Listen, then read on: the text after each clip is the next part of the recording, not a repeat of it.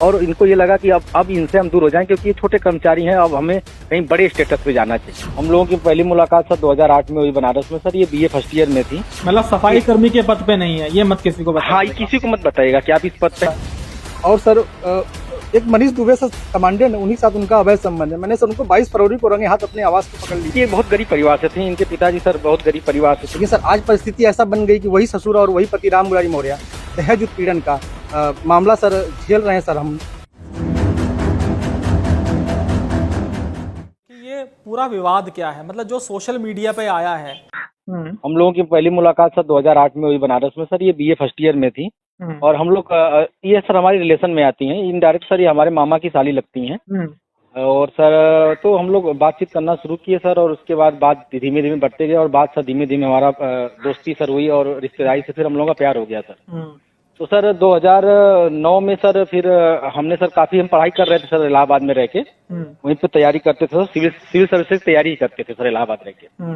तो सर फिर इन्होंने भी जाहिर रखा कि अगर हम भी आपके साथ जुड़ जाए तो हमें भी पढ़ना है। तो और काफी सर ये तेज थी पढ़ने में, इनका मैंने देखा था अच्छे मार्क्स रहे हैं हाई स्कूल इंटर की ग्रेजुएशन में। तो इन्होंने हमसे कहा कि अगर हम लोग इलाहाबाद रह के पढ़ लें तो अच्छा होगा। तो हमने कहा ठीक है, आप रिलेशन में भी आती हैं, अगर किसी के माध्यम से हम लोगों की शादी हो जाए तो हम लोग आराम से रह लेंगे इलाहाबाद। सर मामा हमारे माध्यम बने और माध्यम की वजह से सर 2010 में शादी हुई। लेकिन उसके पहले सर मैंने 2008 का सर ग्राम पंचायत अधिकारी का कई इंटरव्यू दे चुका था सर। मैंने इनको सब बताता था, सारी बातें होती थी। लेकिन सर मैंने इसमें चतुश्रेणी का भी पंचायती राज विभाग में सर प्रतापगढ़ में मैंने भरा था सर, लेकिन मेरा इसमें हो गया सर। तो मैंने इनसे बताया तो उन्होंने कहा ठीक है आप ज्वाइन कर लीजिए, लेकिन आप किसी परिवार को मत बताइएगा कि आप इस पद पे नहीं तो हम लोगों की शादी नहीं हो पाएगी। मतलब सफाई कर्मी के पद पे नहीं है, ये मत किसी को बताइए। हाँ, किसी को मत बताइएगा कि आप इस पद पे हैं, आप बल्कि ये बता दीजिएगा कि आपका ग्राम पंचायत अधिकारी में हो गया, क्योंकि मैंने उसी समय दोनों इंटरव्यू दिया था। अच्छा, आपने तो अपनी पत्नी को बता दिया था, सच्चाई क्या है मतलब? जी जी, उसी समय 2009 में ये जान पूरी तरह से जी। तो उसका जो उस वक्त उसको ऐतराज क्यों नहीं था?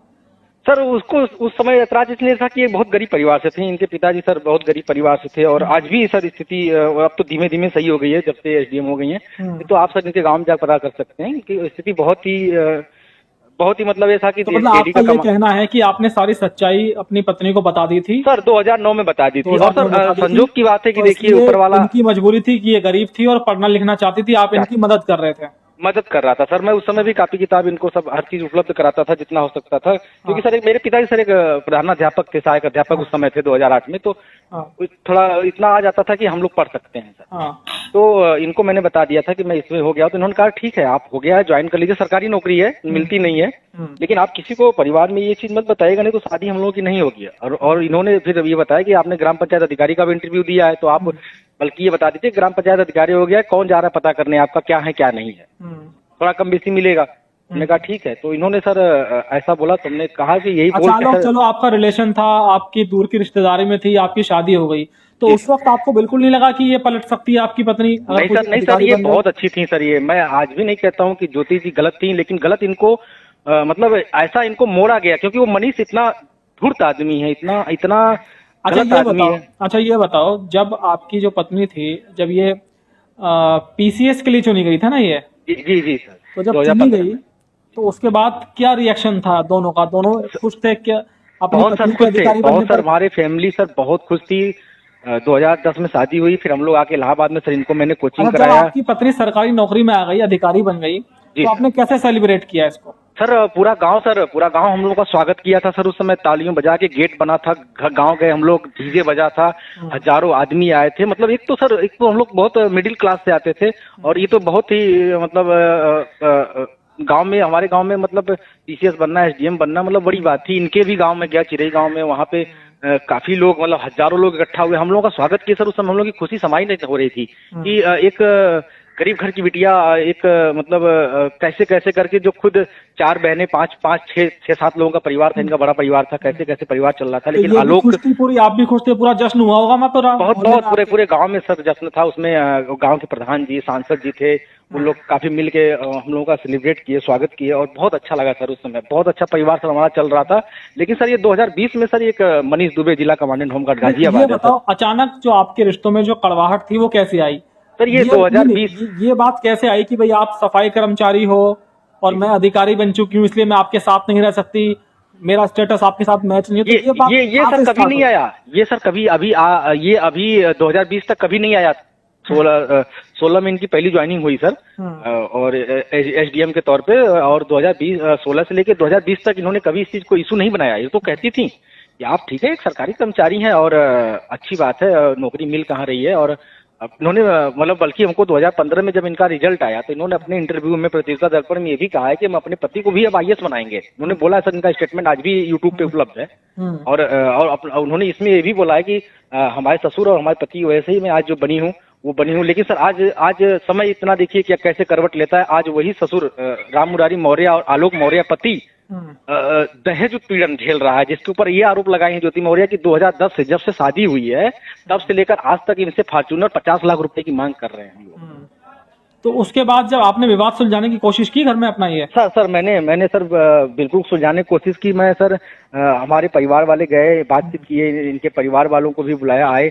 मैं यहाँ तक सर इनके गांव गया, 2-4 लोग जो सम्मानित लोग थे उनको बुलाया बातचीत करने के, लेकिन सर किसी को सुनने को तैयार नहीं थी। इन्होंने ये बताइए मुझे, आप जब ये अधिकारी बन गई तो ये तो इनका तो ट्रांसफर भाई आपके घर में तो रहेंगी नहीं है, तो आपने इनके साथ रहे जाके कभी?